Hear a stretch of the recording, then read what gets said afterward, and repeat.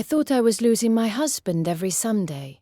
I was actually watching him keep a promise no one else knew about. For 3 years, I believed Sunday mornings were quietly ending my marriage.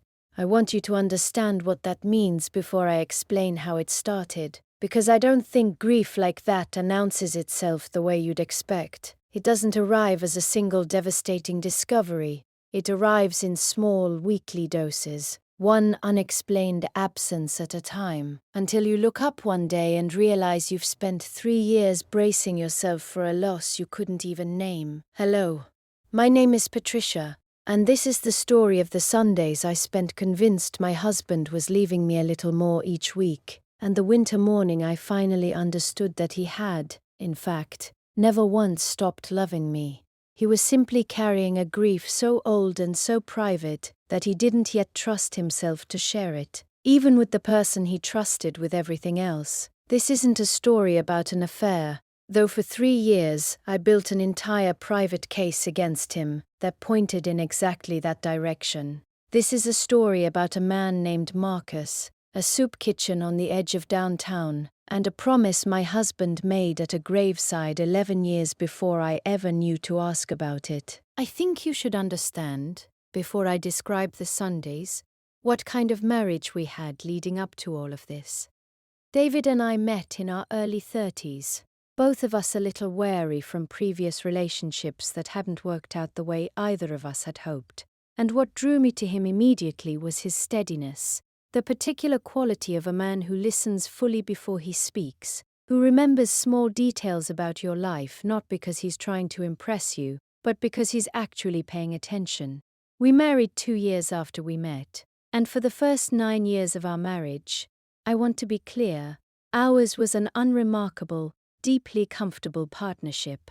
We built a home together. We raised a daughter who is, at the time I'm telling you this, in her final year of high school. David worked steadily as an electrical contractor, coached our daughter's youth soccer team for 6 years running, and was, by every visible measure, the kind of husband people quietly envy without ever saying so out loud. I want you to hold that picture firmly in your mind, because everything that follows happened underneath it, in a part of David's life I did not know existed until a January morning 3 years ago finally forced it into the light. I think, too, about how ordinary the early years of our courtship felt, precisely because there was so little friction in them. David proposed to me on a quiet Tuesday evening. No elaborate production, simply the two of us on the back porch of the small rental house we shared at the time. And I remember him saying that he had spent his 20s learning, the hard way, how quickly a life can be upended by things outside your control, and that what he wanted most from the rest of his life was simply steadiness, a home where nothing ever had to be braced against.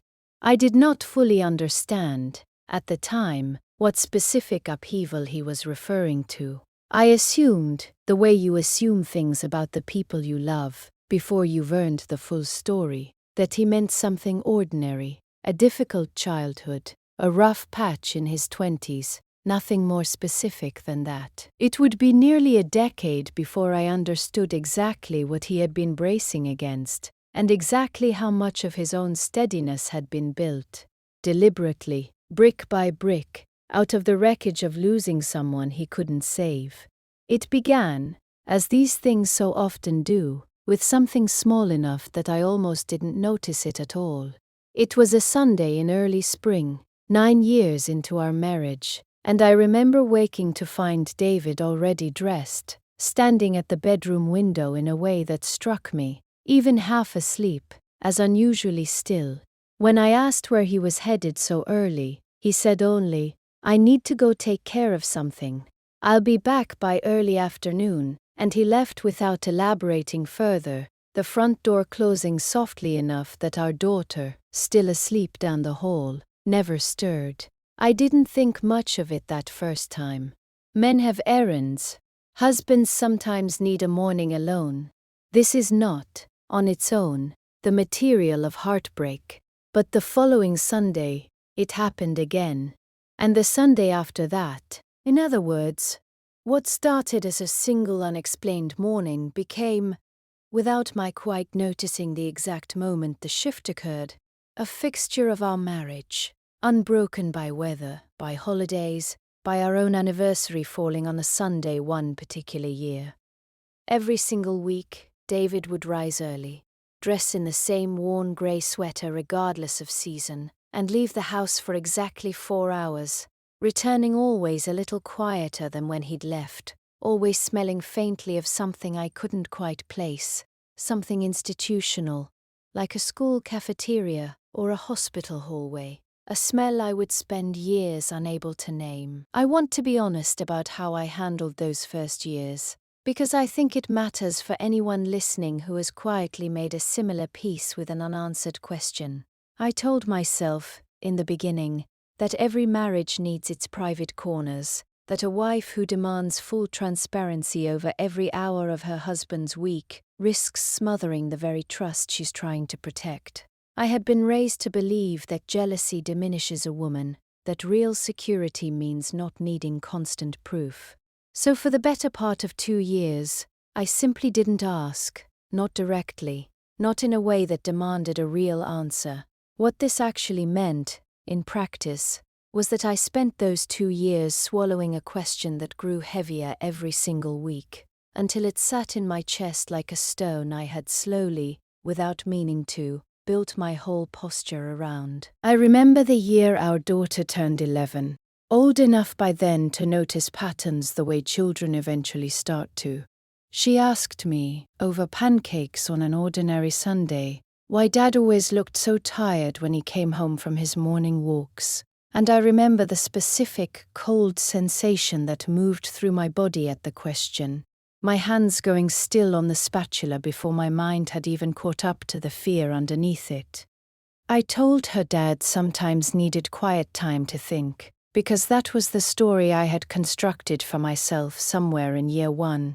A story with no real evidence behind it except my own desperate need for something to say. But there were details that never quite fit inside that comfortable little sentence. Details I kept in the back of my mind and refused to examine too closely.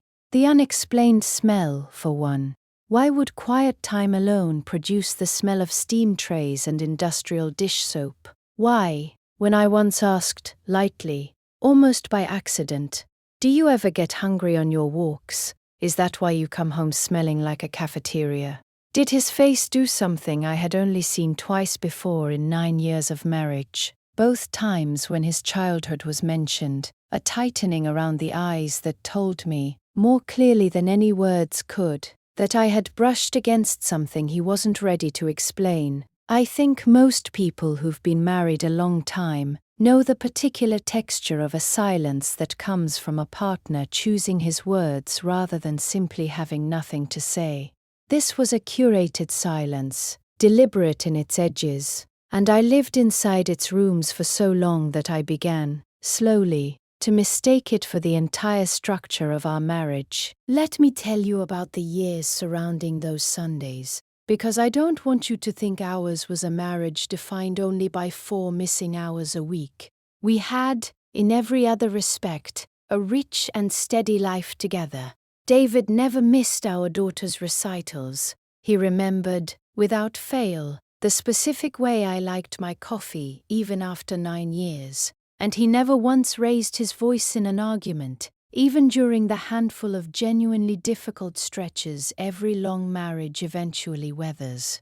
From the outside, if you had watched our life the way I once watched him from our bedroom window on those early Sunday mornings, you would have seen nothing but an ordinary, comfortable family. You would never have guessed at the stone I was quietly carrying underneath it. The stone grew heavier as the years passed, not lighter, the way I kept hoping it eventually would. I want to explain this feeling, because I suspect many of you carry your own version of it. It isn't the sharp, immediate pain of catching someone in an obvious lie. It's a low, cumulative ache, the kind that settles into your lower back after too many years of carrying something you were never given the tools to properly set down. It's the particular loneliness of loving someone whose full self you're no longer certain you're allowed to fully know. There were nights, especially in the later years of this pattern, when I lay beside David in the dark and studied the outline of his shoulder, thinking, I have shared a bed with this man for over a decade, and there is a version of his Sundays that belongs entirely to somewhere I'm not invited. I never fully believed there was another woman, not in the conventional sense. David was not built for that particular kind of deception. His omissions, if you could even call them that, felt different in texture from the omissions of a man hiding an affair, but not believing in another woman did nothing to stop the fear from multiplying in other directions. A gambling problem he was too ashamed to admit, a second family from before we met, some private illness he didn't want me worrying over. My mind, given 3 years and no honest answers, built an entire wing onto our marriage that I had never once been invited to see, furnished with a different dread in every room. I remember calling my own mother during the 2nd year of this pattern, unable to hold the weight of my suspicion alone any longer, and telling her, in a voice I barely recognized as my own, that I thought my marriage might be quietly ending in slow motion, one unexplained Sunday at a time. She listened for a long while, the way mothers do, and then asked me a question I had been avoiding asking myself directly. Did I actually believe, in my heart, that David was capable of the kind of deliberate cruelty an affair would require? I sat with that question for a long time after we hung up, and the honest answer, even in my most frightened moments, had always been no. It was never his character I doubted. It was only my own capacity to keep living inside a mystery I didn't understand, month after month, without a single honest thread to hold on to.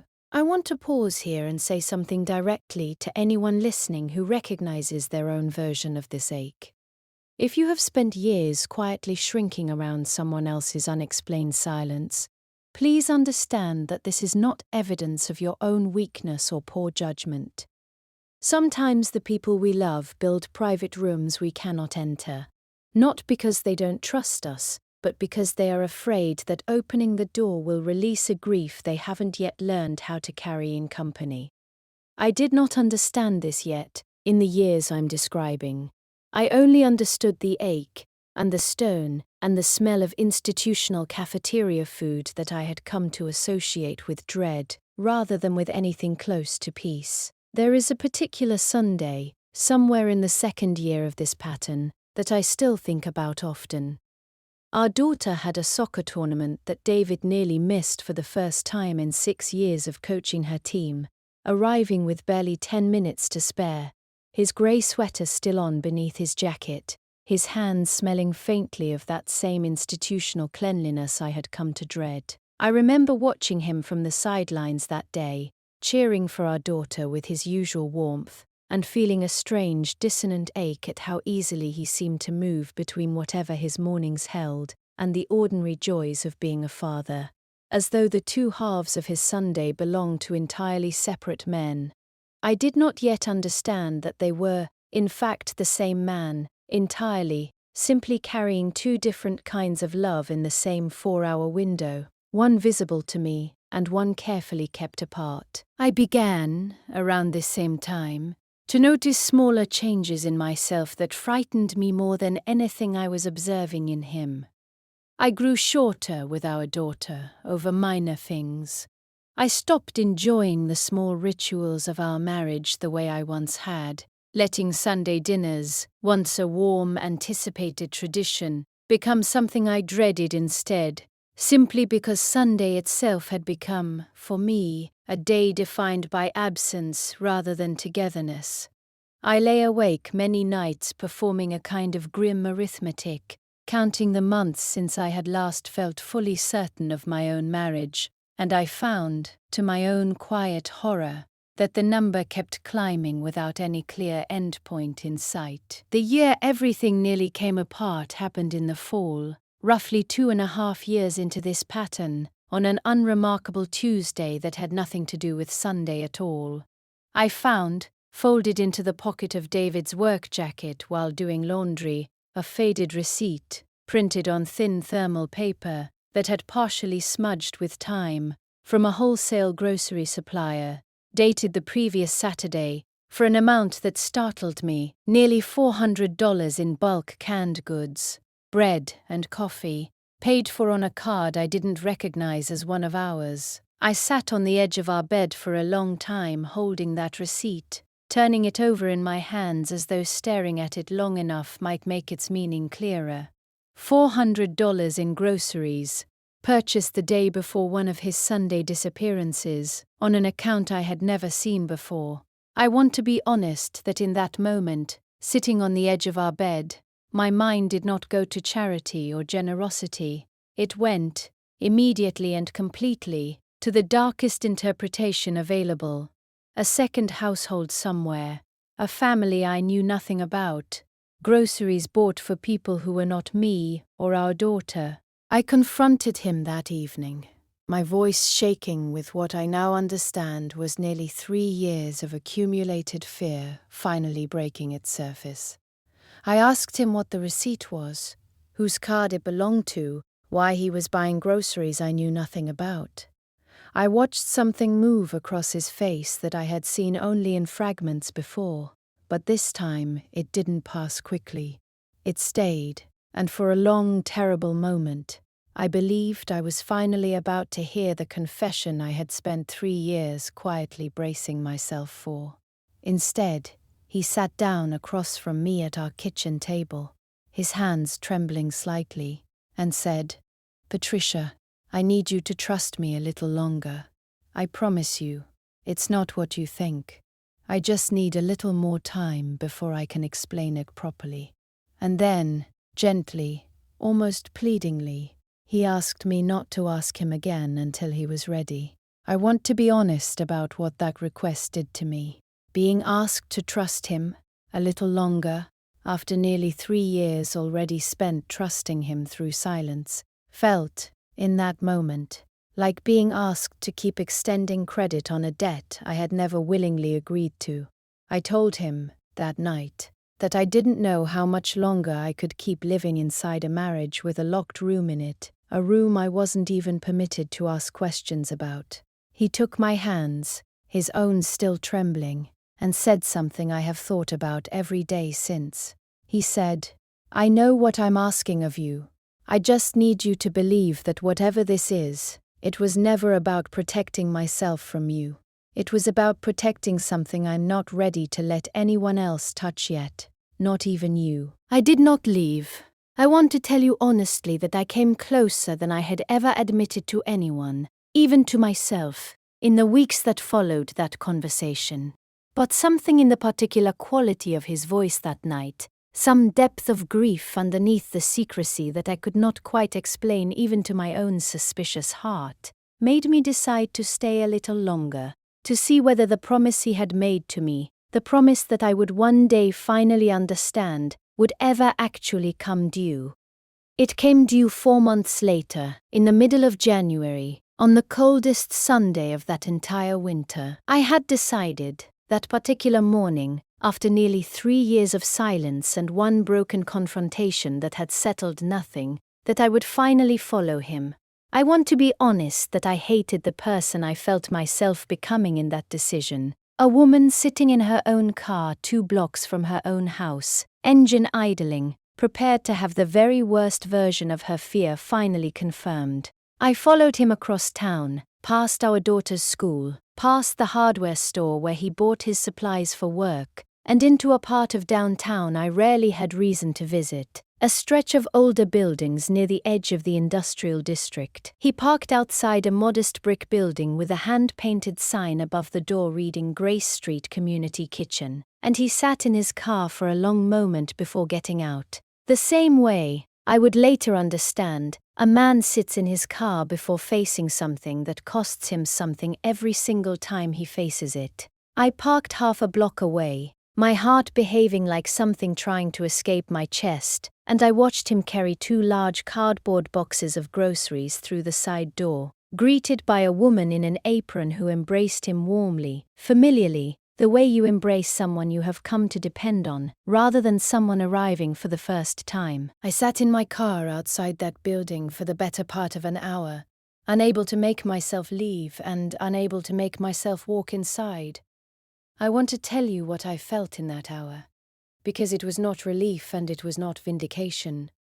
It was a strange, hollow grief for the 3 years I had spent constructing elaborate fears out of a silence that might have held something far more tender than betrayal. I did not yet know what I was looking at, but some old, tired part of me already understood that whatever it was not the thing I had spent 3 years bracing myself for. I didn't confront him that day either. I drove home before he emerged, and when he arrived 4 hours later, tired in a way that had become so familiar to me over the years, I said nothing, though something in me had already, quietly, begun to shift. I want to tell you about the weeks that followed because I think they matter as much as the discovery itself. I began paying closer attention, not through following him again, but through the small archaeology available to anyone willing to look.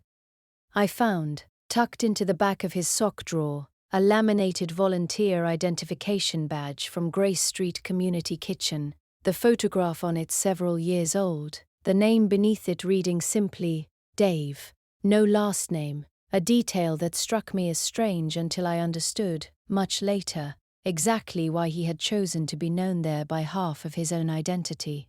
I noticed, going back through years of bank statements, a modest recurring transfer to an account labeled only with the initials GSK, a transfer I had always assumed was some subscription I'd simply forgotten authorizing.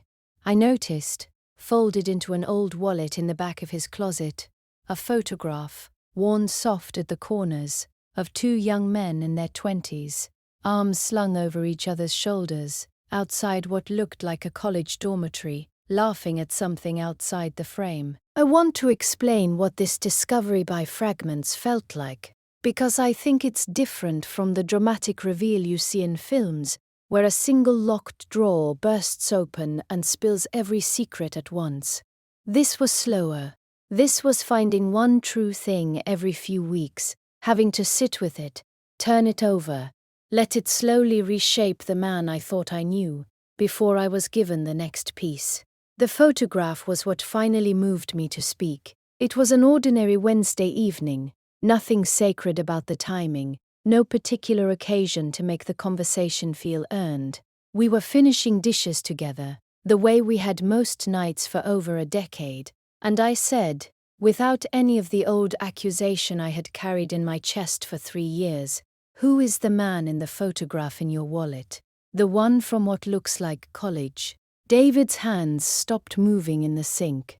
I watched something pass over his face that I recognized now, the same tightening I'd seen twice before, but deeper this time, older, like a door being tested carefully from the other side. He dried his hands slowly on the towel, and he asked me to sit down with him at the table, and something in his voice, not fear exactly, but the particular exhaustion of a man finally setting down a weight he had carried so long he'd forgotten what his shoulders felt like without it, told me that whatever came next was the truth I had been circling for 3 years. His name was Marcus, David told me.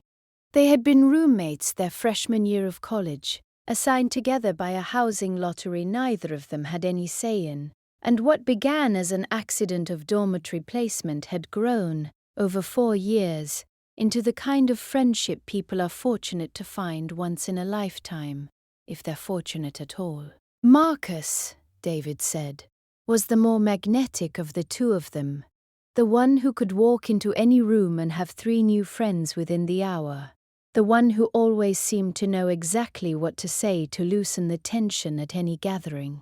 They had been inseparable through all 4 years of school, and Marcus had stood beside David at his own wedding to me, a fact that startled me, because I realized, hearing it, that I had genuinely never once heard the name Marcus mentioned among the friends who attended our wedding, a detail that told me just how carefully David had sealed this entire chapter of his life, away from me from the very beginning of our relationship. After college, David told me, Marcus had struggled in ways that weren't visible at first, the way addiction so often isn't visible at first to the people who love someone most. It began, David said, with painkillers after a knee surgery, and it grew slowly, quietly, the way these things so often do, until Marcus lost first his job, then his apartment, then, gradually, contact with most of the friends who had once filled every room he walked into. David told me he had tried to help, in the early years, offering money, offering his own couch, offering to drive Marcus to treatment programs that Marcus would agree to and then abandon within days. He said there had been a particular winter, nearly 12 years earlier, when Marcus called him late one night, his voice slurred and desperate, asking David to come get him from a street corner downtown, and David, exhausted from years of these same late-night calls, exhausted from a pattern that never seemed to change no matter how many times he intervened, had told Marcus he would come in the morning instead. David told me about the years leading up to that final call in more detail than I expected, as though, having finally opened this door, he could not stop the whole history from spilling out at once.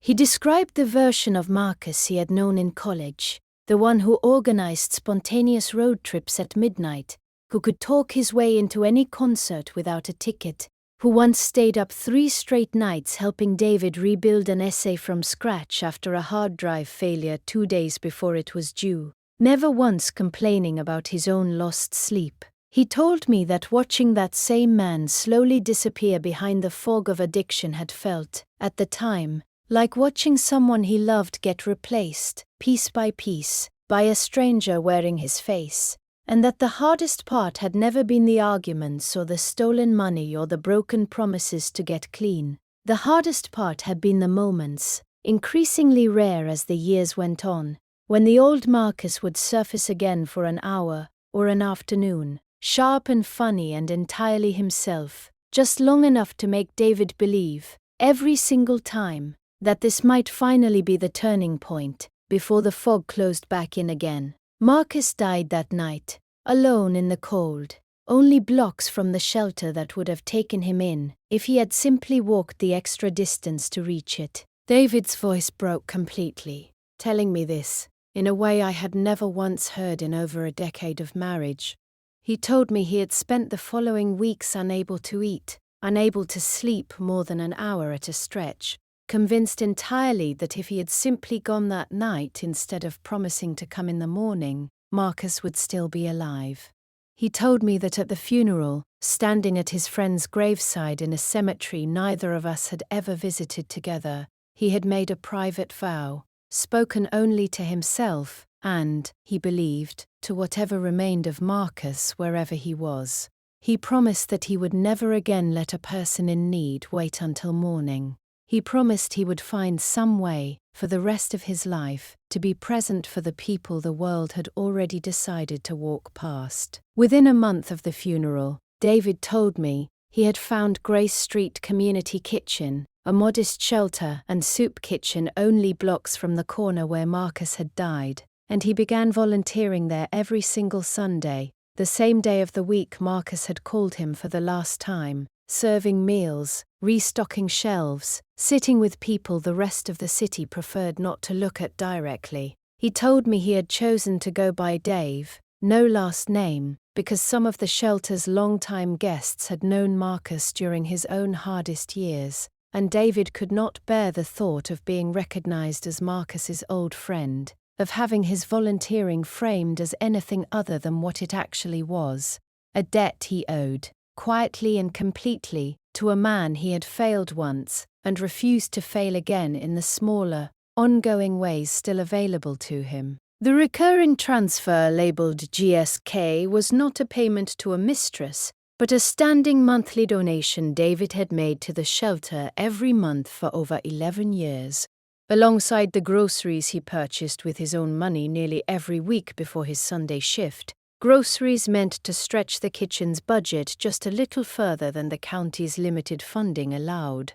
The unexplained smell that had haunted me for 3 years, The smell of steam trays and institutional dish soap was simply the smell of a commercial kitchen he spent 4 hours inside every single week, ladling soup and pouring coffee for people who had nowhere else warm to sit on a Sunday morning. He told me, too, about the funeral itself, small and quiet, attended by fewer people than Marcus had once counted as close friends in any given month of his 20s, the addiction having slowly whittled his circle down to almost no one by the end. David said that watching the thin turnout at that graveside, he had felt a fresh wave of grief distinct from his guilt over the phone call, a grief for how thoroughly the world had already begun forgetting Marcus even before he was gone, how easily people who once loved him had learned to look away once loving him became difficult. He said that standing there, he made a second, quieter vow alongside the first, one he had never spoken aloud to anyone until that night at our own kitchen table. He promised that whatever he eventually did in Marcus's memory, it would never be about being remembered or thanked for it. It would simply be about making sure that no one else, ever again, on his particular watch, experienced the specific loneliness of being looked away from during their hardest hour. I asked him, once he had finished, the question that had been sitting beneath all my other questions for 3 years. I asked him why he had never told me, especially in all the years since Marcus's death, when there was no longer any obvious reason for secrecy at all, only a wife slowly hollowing herself out with worry on the other side of an unexplained Sunday. He told me that in the earliest years he had been afraid that if he spoke of Marcus too often, he would have to relive the specific, unbearable guilt of that final phone call, a guilt he hadn't yet learned how to carry in front of anyone, not even me. And later, once the secrecy had calcified into habit, he told me he had become afraid of something else entirely, a fear he confessed with visible shame. He said he had come to believe that if he told me, the promise would somehow become smaller, a story recounted at dinner parties instead of a vow kept in silence, something performed rather than something simply, faithfully done. He said, and I have carried this sentence with me every day since. I thought that keeping it private was the only way to keep it honest. I understand now that all I was really doing was making you carry the weight of my grief without ever giving you the chance to help me hold it. I want to tell you what happened after that conversation, because I believe the ending matters every bit as much as the 3 years of silence that came before it. I did not leave him. I did not feel as I had once feared I would in the moment the truth finally arrived, the cold satisfaction of having been right to suspect him of something. I felt instead an overwhelming tenderness for the young man who had made a promise at his best friend's graveside and had kept it, faithfully, every single Sunday for over a decade, entirely alone, because he did not yet trust that a marriage could hold both new love and old grief, without one somehow crowding out the other. We sat at that kitchen table for a long time that night, and I found myself reaching for his hand, the same hand that had ladled soup for strangers every Sunday for over a decade, and I understood in that moment that I had spent 3 years afraid of a silence that had never once contained anything but love, guarded so carefully because he did not yet trust himself to speak its name out loud without breaking apart entirely. I asked him, gently, whether he still visited Marcus's grave, and he told me he did, every year on the anniversary of his death, always alone, always early in the morning before the cemetery opened to other visitors. I asked if I could come with him the following year, and he was quiet for a long moment before saying yes, his voice thick with an emotion I hadn't fully seen him allow himself in front of me before.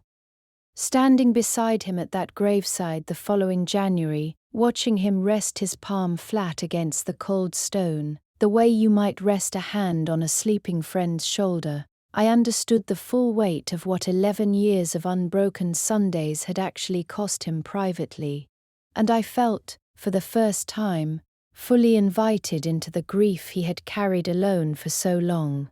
The following Sunday, I asked to come with him. He looked at me for a long moment across the kitchen, that same worn grey sweater already on, and something in his face loosened in a way I had not seen in all our years together. He said quietly, "I think Marcus would have liked you very much. I think he would have liked watching you meet the people I've come to know there."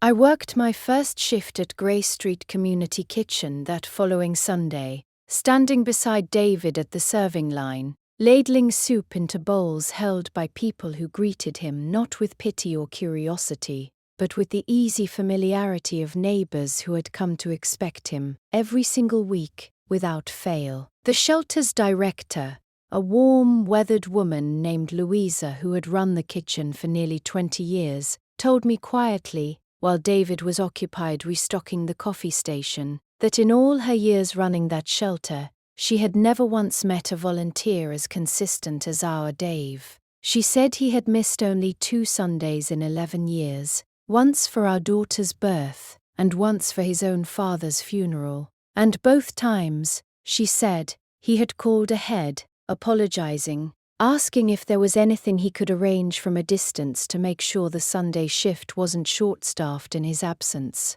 I met, that same morning, a man named Curtis, elderly and soft-spoken, who told me, unprompted, that David had spent the better part of a year helping him navigate the paperwork for a disability benefit he hadn't known he was entitled to, driving him to 3 separate appointments on his own time, never once mentioning it to me at home. I want to tell you about the drive home from that first shift, because it is one of the clearest memories I carry from that entire year.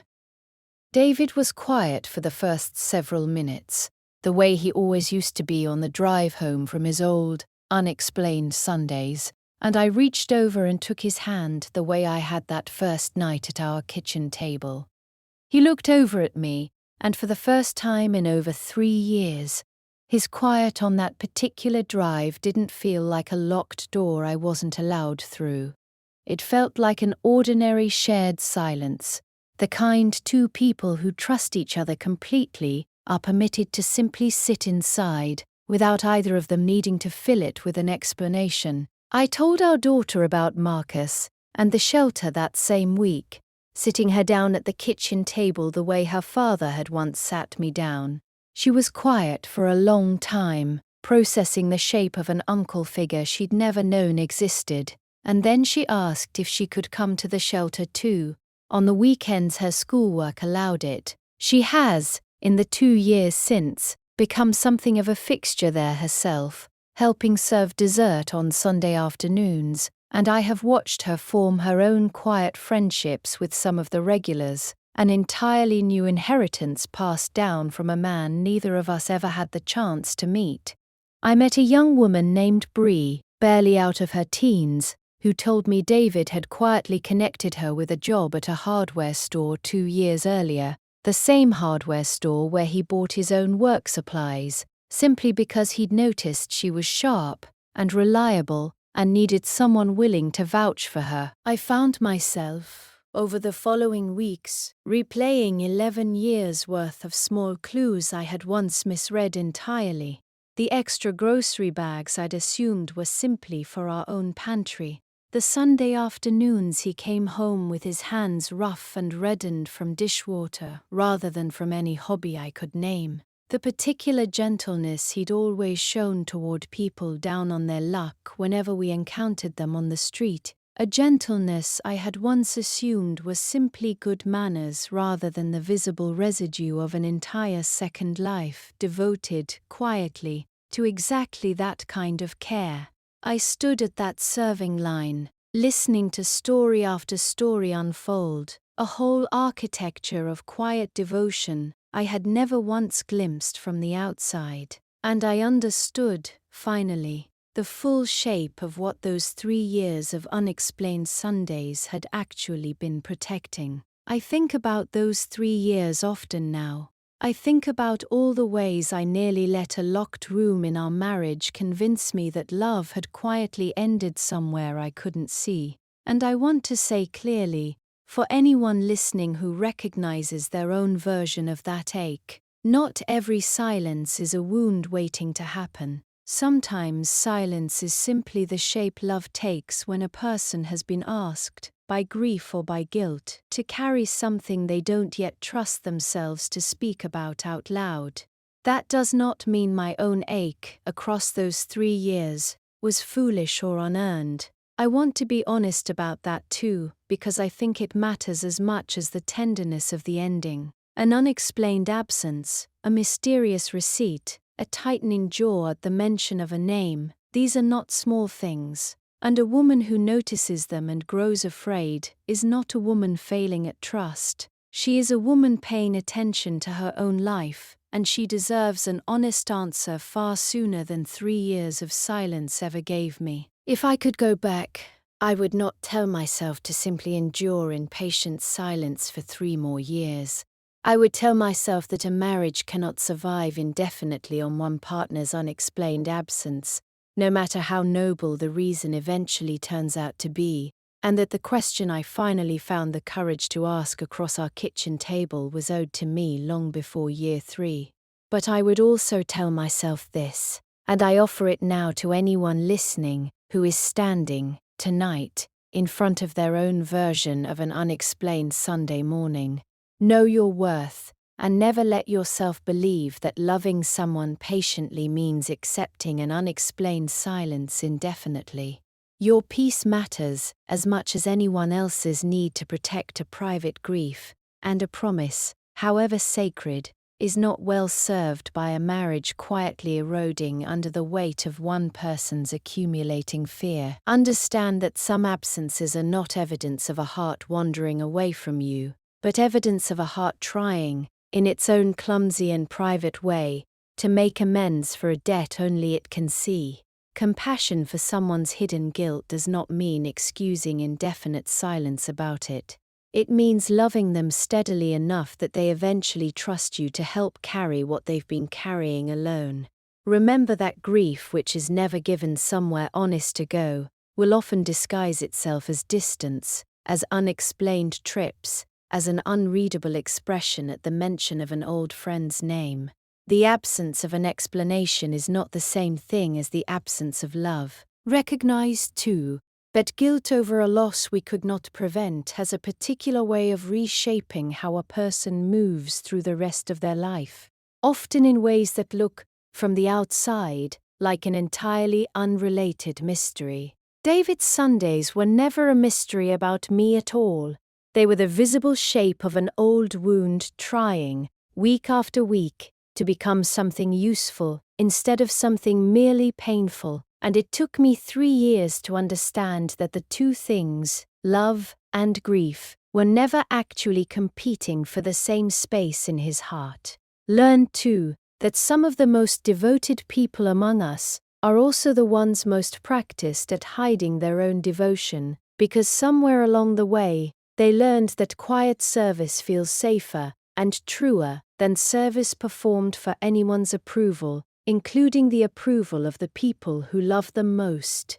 And believe, finally, that the truth waiting behind the silence you've spent months or years quietly fearing is rarely the monster your sleepless nights have built for you.